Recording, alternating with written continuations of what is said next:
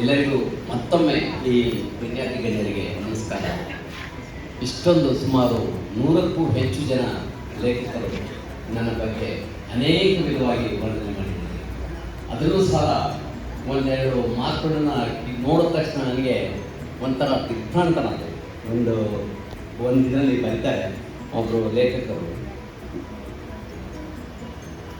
Doctor Malini ಅವರು ಬರೆದಿದ್ದಾರೆ. ಅವರು ಮೈಸೂರು ವಿಶ್ವವಿದ್ಯಾಲಯದಲ್ಲಿ ಪ್ರಾಧ್ಯಾಪಕರು ಮತ್ತು ನನಗೆ PhD ಗೈಡ್ ಸಹ ಆಗಿದ್ದರು.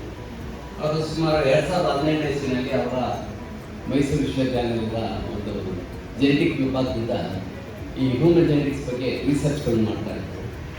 ಆಗ ಅವರ ವಿದ್ಯಾರ್ಥಿಗಳಿಗೆ PhD ವಿದ್ಯಾರ್ಥಿಗಳಿಗೆ ಈ ಸ್ಪರ್ಮ್ಸ್ ಬೇಕಾಗಿತ್ತು, ಸೆಮೆನ್. ಅದನ್ನು ಹಲವಾರು ಕಡೆ ಅವರು ಹಲವಾರು ನಗರದ ಪ್ರತಿಷ್ಠಿತ ಆಸ್ಪತ್ರೆಗಳಿಗೆ ಕ್ಲಿನಿಕ್ಗಳಿಗೆ ಭೇಟಿ ಕೊಟ್ಟಾಗ ಅವ್ರಿಗೆ ಯಾರೂ ಸಹಾಯ ಮಾಡಲಿಲ್ಲಂತೆ. ಆಗ ನನ್ನ ಹತ್ರ ಬಂದ್ರಂತೆ. ಅವರು ಬರೆದಿರೋದು, ಸಂಶೋಧನೆ ನಡೆಸಲು ನಮಗೆ ಪುರುಷರ ವೀರ್ಯ ಮತ್ತು ರಕ್ತ ಅವಶ್ಯಕವಿತ್ತು. ಹಾಗಿದ್ದ ಸಂದರ್ಭದಲ್ಲಿ ನನ್ನ ವಿದ್ಯಾರ್ಥಿಗಳು ಮೈಸೂರಿನಲ್ಲಿರುವ ಎಲ್ಲ ಆಸ್ಪತ್ರೆಗಳಿಗೂ ಭೇಟಿ ನೀಡಿ ವೈದ್ಯರೊಂದಿಗೆ ನಮ್ಮ ಸಂಶೋಧನೆಯ ಮಹತ್ವ ಚರ್ಚಿಸಿ ನಮಗೆ ಬಂಜತನ ಹೊಂದಿದ ಪುರುಷರ ವೀರ್ಯ ಮತ್ತು ರಕ್ತ ನೀಡುವಂತೆ ಕೇಳುತ್ತಿದ್ದರು. ಆದರೆ ನಮ್ಮ ಎಲ್ಲ ಪ್ರಯತ್ನಗಳು ವ್ಯರ್ಥವಾಗಿ ನಿರಾಸೆಯ ಕಾರ್ಮೋಡಕ್ಕಿದ್ದಾಗ ನಮ್ಮ ಪಾಲಿಗೆ ದೇವರಾಗಿ ಬಂದವರು ಡಾಕ್ಟರ್ ಸಿ ಶರತ್. ನಿಜಕ್ಕೂ ಈ ಮಾತುಗಳಿಗೆ ಅದೇನೋ ಬೆಲೆ ಕಟ್ಟೋದಕ್ಕಾಗಲಿಲ್ಲ.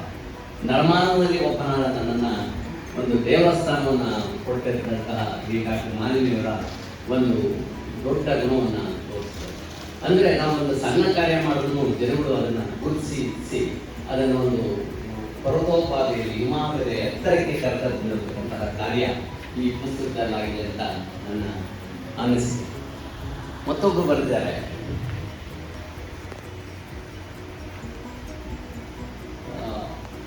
ಧರ್ಮರಾಜ್ ಅವರು ಯಾವಾಗ ನನ್ನ ಕ್ಲಿನಿಕ್ಕಿಗೆ ಬಂದಿದ್ದಂತೆ. ಬಂದಾಗ ನಾನು ಪುಸ್ತಕ ಕೊಟ್ಟಿದ್ದೆ ಅಂತ ಅವರು ಬರೆದಿದ್ದಾರೆ. ಆ ಪುಸ್ತಕದಲ್ಲಿರತಕ್ಕಂತಹ ಅನೇಕ ಅಂಶಗಳನ್ನು ಅವರ ಶ್ರೀಮತಿಯರು ಓದಿ ಅವ್ರಿಗೆ ತಮ್ಮನ್ನು ತಾವೇ ಪರೀಕ್ಷೆ ಮಾಡಿಕೊಂಡು ಅವರಲ್ಲಿ ಸ್ತನದಲ್ಲಿ ಒಂದು ಗಂಟಿದೆ ಅನ್ನೋದನ್ನು ಕಂಡುಹಿಡಿದುಕೊಂಡು ತಕ್ಷಣ ವೈದ್ಯರಿಗೆ ತೋರಿಸಿದಾಗ ಅವ್ರಿಗೆ ಆಶ್ಚರ್ಯ ಆಯ್ತಂತೆ ವೈದ್ಯರಿಗೆ. ಇನ್ನು ಇಷ್ಟು ಬೇಗ ಬಂದಿದ್ದೀರಿ, ಇನ್ನು ಗಂಟಿನ್ನು ಕೈಗೆ ಸಿಗ್ತಾ ಇಲ್ಲ. ಅವಾಗ ಹೇಳದಂತೆ, ಡಾಕ್ಟರ್ ಶರತ್ ಕುಮಾರ್ ಅವರು ಬರ್ಕೊಟ್ಟಿದ್ದು ಬುಕ್ಕನ್ನು ನೋಡಿ ನಾನು ಸ್ವಯಂ ಸ್ತನ ಪರೀಕ್ಷೆ ಮಾಡಿಕೊಂಡೆ, ಹಾಗಾಗಿ ನನಗೆ ಗಂಟು ಸಿಕ್ತು. ತಕ್ಷಣ ಆಪ್ರೇಷನ್ ಮಾಡೋದ್ರಿಂದ ಈಗ 18 ವರ್ಷ ಆಗಿದೆ ಆಪ್ರೇಷನ್, ಈಗಲೂ ಅಷ್ಟೇ ಆರಾಮಾಗಿದ್ದಾರೆ ಅಂತ ಈ ಪುಸ್ತಕದಲ್ಲಿ ಅವರು ಬರೆದಿದ್ದಾರೆ. ಅಂದರೆ ಈ ವಿಚಾರಗಳನ್ನ ಯಾಕೆ ಕೇಳ್ತಾ ಇದ್ದೀನಿ ಅಂತಂದರೆ, ಈ ಒಂದು ಏನೊಂದು ಜ್ಞಾನ ಇದೆ ಅದು ನಿಂತ ನೀರಾಗಬಾರ್ದು. 5000 ವರ್ಷಗಳಿರತಕ್ಕಂಥ ನಮ್ಮ ಇತಿಹಾಸದ ಭಾರತೀಯ ಇತಿಹಾಸದಲ್ಲಿ ಏನಾಗ್ತಾ ಇತ್ತು ಹಿಂದೆ, ಜ್ಞಾನ ಅವರವರಲ್ಲೇ ಉಳ್ಕೊಳ್ತಾರೆ.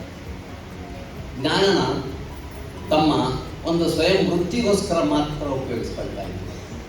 ಸಂಸ್ಕೃತ ಭಾಷೆ ಯಾಕೆ ಸತ್ತೋಯ್ತು ಅಥವಾ ಸತ್ತೋಗಿಯ ರೀತಿನಲ್ಲಿದೆ, ಪೂರ್ತಿ ಸತ್ತಿಲ್ಲ ಯಾಕೆ? ಅದಕ್ಕೆ ಕಾರಣ ಅದಕ್ಕೆ ಲಿಪಿ ಕೊಡಲಿಲ್ಲ. ಲಿಪಿ ಯಾಕೆ ಕೊಡಲಿಲ್ಲ?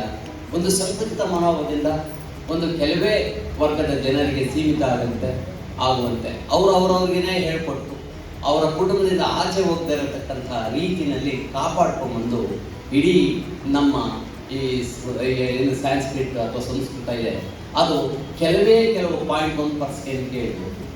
ಯಾತಕ್ಕೆ? ಪ್ರಚಾರ ಕೊಡಲಿಲ್ಲ, ಬೇರೆಯವ್ರಿಗೆ ಹೇಳ್ಕೊಡ್ಲಿಲ್ಲ. ಅವನ್ನ ಹೇಳ್ಕೊಟ್ಬಿಟ್ರೆ ಇನ್ನು ಅವರ ಇದೆಯನ್ನು ಹೊಟ್ಟೋಗುತ್ತು ಅನ್ನೋ ಒಂದು ರೀತಿಯಲ್ಲಿ ಒಂದು ಮಡಿವಂತಿಕೆಯಿಂದ ಒಂದು ಭಾಷೆನೇ ನಿರ್ನಾಮವಾಗುವ ರೀತಿಯಲ್ಲಿ ಆಗ್ತದೆ. ಅದೇ ರೀತಿ ಆಯುರ್ವೇದ ಕೂಡ ಅನೇಕ ಆಯುರ್ವೇದ ಚಿಕಿತ್ಸೆಗಳು ಮಹಾ ಪಂಡಿತರುಗಳಿದ್ರು ನಮ್ಮ ದೇಶದಲ್ಲಿ. ಅವರು ಬೇರೆಯವ್ರಿಗೆ ಅದನ್ನು ಹೇಳ್ಕೊಡ್ತಾನೆ ಇರಲಿಲ್ಲ. ಕಡೆಯವರೆಗೂ ಅವ್ರು ಸಾಯೋವರೆಗೂ ಅವ್ರೇನು ಚಿಕಿತ್ಸೆ ಕೊಡ್ತಾ ಇದ್ರು, ಅವರ ಕೈಗೊಳ್ಳಿದ ಮಹತ್ವ ಏನು ಅನ್ನೋದನ್ನು ಬೇರೆಯವ್ರಿಗೆ ತಿಳಿಸ್ದೆ ಕಡೆಗಾಲದಲ್ಲಿ ಅವ್ರ ಮಕ್ಕಳಿಗೋ ಮೊಮ್ಮಕ್ಕಳಿಗೋ ಯಾರಿಗೋ ಒಬ್ಬರಿಗೆ ಹೇಳ್ಕೊಟ್ಟೋದಾಗ ಏನಾಗ್ತಾ ಇತ್ತು, ಅವ್ರಿಗಿದ್ದಂತಹ ಮಹಾ ಜ್ಞಾನ ಕೇವಲ 1% ಮಾತ್ರ ಅವರ ಮಕ್ಕಳಿಗೆ ಮೊಮ್ಮಕ್ಕಳಿಗೆ ಹೋಗ್ತಾ ಇತ್ತು. ಯಾತಕ್ಕೆ? ಅದನ್ನು ಬರೆದಿಡ್ತಿರ್ಲಿಲ್ಲ, ಅದನ್ನು ಬೇರೆ ತಿಳಿಸ್ತಾ ಇರಲಿಲ್ಲ, ಅದನ್ನು ಹೇಳಿಕೊಡ್ತಾ ಇರಲಿಲ್ಲ. ಇದು ಒಂದು ಸಂಕುಚಿತ ಮನೋಭಾವ ಆಗಿ ಅವರದೇ ಒಂದು ಶ್ರೇಯಸ್ಸನ್ನು ಮಾಡಿಕೊಳ್ಳೋದಕ್ಕೋಸ್ಕರ ಉಪಯೋಗಿಸಿರ್ತಕ್ಕಂತಹ ದಾಖಲೆಗಳು ನಮಗೆ ಇತ್ತೀಚೆಗೆ ಅಷ್ಟೇ ಕೇವಲ ಒಂದು 20-30 ವರ್ಷದಿಂದ ಆಯುರ್ವೇದ ಚಿಕಿತ್ಸೆಗಳನ್ನ ರಿಸರ್ಚ್ಗಳನ್ನು ಮಾಡಿ, ಅದಕ್ಕೆ ರಿಸರ್ಚ್ ಸೆಂಟರ್ಗಳನ್ನು ಮಾಡಿ ಅವರಿಗೆ ರಿಸರ್ಚನ್ನು ಮಾಡಿ ಕೆಲವಾರು ಔಷಧಿಗಳು ಮಹತ್ವವನ್ನು ಇತ್ತೀಚೆಗಷ್ಟೇ ನಮಗೆ ತಿಳಿಸಲಾಗ್ತದೆ.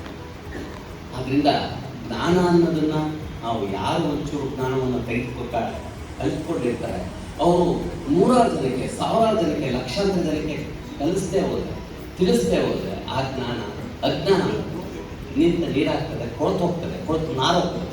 ಆದ್ದರಿಂದ ಈ ಜ್ಞಾನವನ್ನು ಹರಡೋದಕ್ಕೆ ಹಲವಾರು ರೀತಿ ಇದೆ. ಈ ಬರೀ ಪುಸ್ತಕ ಬರೀಬೇಕು ಅಂತ ಇಲ್ಲ, ಲೇಖನಗಳನ್ನೇ ಬರೆದ್ರು ಸಹ, ಅಥವಾ ಒಂದು ಸಣ್ಣ ಸಣ್ಣ ಸಭೆಗಳನ್ನು ಮಾಡಿ ನಮ್ಮ ವಾಕರ್ಸ್ ಕ್ಲಬ್ನಲ್ಲೇ ಕುತ್ಕೊಂಡು ಒಂದು 20 ಜನಕ್ಕೆ ಆ ಮಾತುಗಳನ್ನು ತಿಳಿಸಿದ್ರಾಗ ಆ 20 ಜನ ಆ ಇನ್ನೇ ಉಳಿದ 20 ಜನಕ್ಕೆ 400 ಆಗೋದು. ಇಲ್ಲ ಟಿವಿನಲ್ಲಿ ಸಂದರ್ಶನಗಳು ಕೊಡೋದು, ರೇಡಿಯೋದಲ್ಲಿ ಸಂದರ್ಶನ ಕೊಡೋದು. ಯಾರು ಒಂದು ಜ್ಞಾನಾರ್ಜನೆ ಮಾಡಿರ್ತಾರೆ ಅದನ್ನು ಬೇರೆಯವರಿಗೆ ಹಂಚೋದ್ರ ಮುಖಾಂತರ ಅವರ ಜ್ಞಾನ 100 ಪಟ್ಟು ಜಾಸ್ತಿ ಆಗುತ್ತೆ.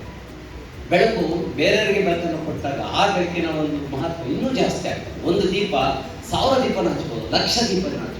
ಒಂದೇ ಒಂದು ಕಿಡಿಯಿಂದ ಇಡೀ ಪ್ರಪಂಚನೇ ಆವರಿಸ್ಬೋದು. ಅದರಿಂದ ನನ್ನ ಅನಿಸಿಕೆ ಇಷ್ಟು, ಈ ರೀತಿಯ ಒಂದು ಸಭೆ ಸಮಾರಂಭಗಳನ್ನು ಮಾಡೋ ಉದ್ದೇಶ ಡಾಕ್ಟರ್ ಅಲ್ಸೋರ್ ಆಗಲಿ ಅಥವಾ ನಾನೇ ಆಗಲಿ ಅಥವಾ ನಮ್ಮ ವೈದ್ಯವಾರ್ತಾ ಸಂಸ್ಥೆ ಆಗಲಿ, ಮೈಸೂರು ಕ್ಲಿನಿಕಲ್ ಸೊಸೈಟಿ ಆಗಲಿ, ಜ್ಞಾನವನ್ನು ಬೇರೆಯವರಿಗೆ ಹಂಚಿಕೊಳ್ಳೋದು, ಹಂಚದ ಮುಖಾಂತರ ನಮ್ಮ ಮನಸ್ಸನ್ನು ಸಂತೋಷಪಡಿಸ್ಬೋದು. ಅಂತಹ ಒಂದು ಕಾರ್ಯ ಈ ಹೊಂಬೆಳಕು ಪುಸ್ತಕವನ್ನು, ಒಂದು ಗ್ರಂಥವನ್ನು ಬಿಡುಗಡೆ ಮಾಡುವಂಥ ಕಾರ್ಯಕ್ರಮ ಈ ಅನೇಕ ಈ ಇದರಲ್ಲಿ ಸಂಪಾದಕರು, ಉಪಸಂಪಾದಕ ಮಂಡಳಿ, ಅದರಲ್ಲೂ ಸಹ ನಮ್ಮ ತೋಟದಾರರು, ನಮ್ಮೆಲ್ಲರಿಗೂ ಹಿರಿಯರು. ನಾನು 40 ವರ್ಷದಿಂದ ಅವ್ರನ್ನ ಬಂದೆ, ಅವ್ರ ಮನೆಗೆ 40 ವರ್ಷದಿಂದ ಹೋದಾಗ ಅವ್ರು ಎಷ್ಟು ಚೆನ್ನಾಗಿ ನನ್ನನ್ನು ಮಾತಾಡ್ಸಿದ್ರು. ಅದೇ ಪ್ರೀತಿ, ವಿಶ್ವಾಸ, ಗೌರವದಿಂದ ಇವತ್ತೂ ಸಹ ನನ್ನ ಶ್ರೀಮತಿಯವ್ರನ್ನ, ನನ್ನ ಮನೆಯವ್ರನ್ನ ಮಾತಾಡ್ತಾರೆ. ಶಿವಣ್ಣವ್ರನ್ನು ಅಷ್ಟೇ, ಅವ್ರನ್ನ ಸುಮಾರು ಒಂದು 25-30 ವರ್ಷದಿಂದ ಅವರು ಇದರಲ್ಲಿ ಬನ್ನಿ ಮಂಟಪ ಲೇಔಟಲ್ಲಿ ಅವ್ರ ಮನೆಗೆ ಹೋದಾಗ ನಾನು ವರ್ಷವರು ಎಷ್ಟು ಚೆನ್ನಾಗಿ ಏನು ಗೊತ್ತಿಲ್ಲ, ಏನಿಲ್ಲ, ಏನೋ 10 ವರ್ಷದಿಂದ ಪರಿಚಯ ಇದ್ದಂಗೆ ಬನ್ನಿ ಡಾಕ್ಟ್ರೆ ಅಂತ ಕಾದು. ಅಂದರೆ ಈಗಲೂ ಅಷ್ಟೇ ಅಸನ್ಮುಖಿ ಆಗಿದ್ದಾರೆ. ನನ್ನನ್ನು ಹೇಳ್ತಾ ಇದ್ರು, 20 ವರ್ಷದಿಂದ ಹೇಗಿದ್ರು ಹಾಗೆ ಇದ್ರು, ಅವರು ಹಾಗೆ ಇದ್ದಾರೆ. ಅವರು ಏನು ನಿಜಕ್ಕೂ ಹೇಳ್ತಾರೆ. ನಮ್ಮ ಶಿವಕುಮಾರ ಸ್ವಾಮಿಗಳು ನಾವು ಯಾವಾಗ ಅವರ ಮಠಕ್ಕೆ ಹೋದ್ರು, ಬುದ್ಧಿಯವ್ರು ಇಲ್ಲೇ ಇದ್ರು, ನಮ್ಗೆ ಏನೇ ಇದ್ದಿದ್ರು ತಕ್ಷಣ ನಮ್ಮ ಕೆಲಸವನ್ನ ಶಿವಕುಮಾರ ಸ್ವಾಮಿಗಳು ಮಾಡಿಕೊಡ್ತಾ ಬಂದಿದ್ದಾರೆ. ಎಲ್ಲ ಗಣ್ಯರು ನನ್ನ ಎಲ್ಲ ರೀತಿಯಲ್ಲಿ ನನ್ನ ಕುಟುಂಬದಕ್ಕೆ ಕೈ ಹಿಡಿದು ಯಾವುದೇ ಸಂದರ್ಭದಲ್ಲಿ ಏನೇ ಬೇಕಾದ್ರೂ ಮಾಡಿಕೊಡ್ತಾ ಬಂದಿದ್ದಾರೆ. ನನ್ನೆಲ್ಲ ಮುಂದೆ ಇರತಕ್ಕಂಥ ಎಲ್ಲ ಮಿತ್ರರು, ಯಾರು ಮೂರು ನಂಜನಸ್ವಾಮಿ ಇರ್ಬೋದು, ಜಯಶಂಕರ್ ಇರ್ಬೋದು, ಇನ್ನು ನಮ್ಮ ರೋಟರಿ ಸಂಸ್ಥೆ ಎಲ್ಲ ಬಂದಿದ್ದಾರೆ. ನನ್ನ ಸ್ನೇಹಿತರು ರಾಮು ಅವರು ಬಂದಿದ್ದಾರೆ. ಒಬ್ಬೊಬ್ಬರ ಹೆಸರು ಹೇಳ್ತಾ ಹೋದ್ರೆ ಸಂಜೆವರೆಗೂ ಬೇಕಾದ್ರೆ ಹೇಳ್ಬೋದು. ಎಲ್ಲ ಹೆಸರು ನನ್ನ ಮನಸ್ಸಿನಲ್ಲಿ, ಹೃದಯದಲ್ಲಿ ತುಂಬಿದೆ. ಇಂತಹ ಒಂದು ಇಷ್ಟೊಂದು ನನ್ನ ಸ್ನೇಹಿತರನ್ನ ಪಡೆದಂತಹ ನಾನೇ ಧನ್ಯ.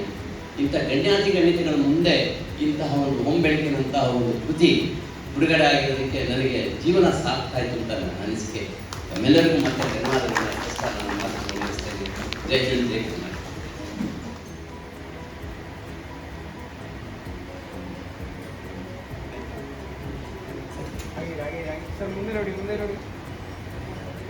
ರವಿ, CSK ಅವರ ಸುಪುತ್ರ ರವಿ ಮತ್ತು ಪ್ರಿಯಾಂಕಾ ಸೊಸೆ, ದಯವಿಟ್ಟು ವೇದಿಕೆ ಮೇಲೆ ಬೇಗ ಬಂದ್ಬಿಡಿ.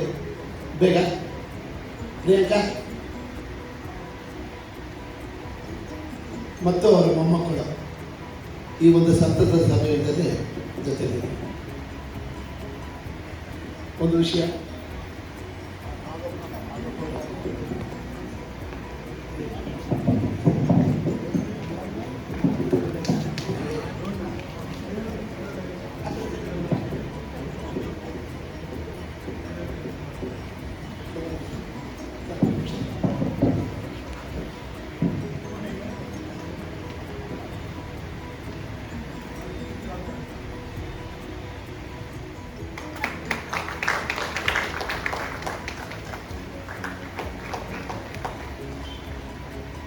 ಸರ್ ಸದಾನಂದ್ ಬನ್ನಿ ಸರ್.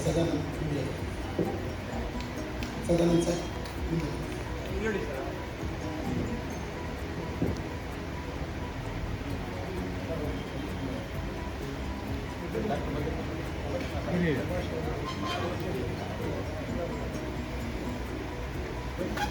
ಸದಾನಂದ್ ಸರ್,